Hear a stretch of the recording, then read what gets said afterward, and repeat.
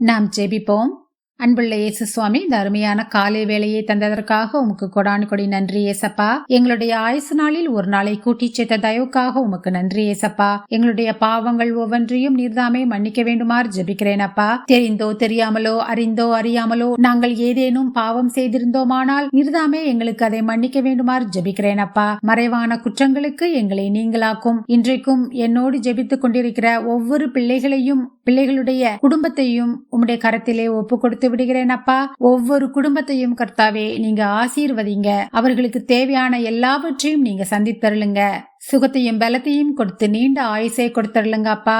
அவர்களுடைய குடும்பங்களிலே சந்தோஷத்தையும் சமாதானத்தையும் நீர்தாமே தந்தருள வேண்டுமாறு ஜெபிக்கிறேன். ஒவ்வொரு குடும்பங்களிலேயும் இருக்கிற பிள்ளைகள் ஒவ்வொருவருக்காகவும் ஜெபிக்கிறேன் அப்பா.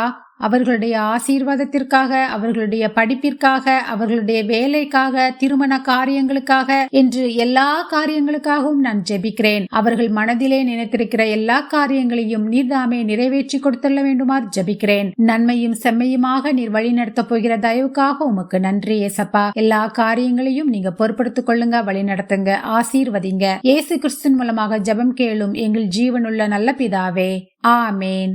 என் ஆத்துமாவே கர்த்தரை ஸ்தோத்திரி, என் முழு உள்ளமே அவருடைய பரிசுத்த நாமத்தை ஸ்தோத்திரி. என் ஆத்துமாவே கர்த்தரை ஸ்தோத்திரி, கர்த்தர் செய்த சகல உபகாரங்களையும் மறவாதே. ஆமேன், ஆமேன். நாம் அடுத்த நாள் வேத வாசிப்பில் சந்திப்போம். God bless you.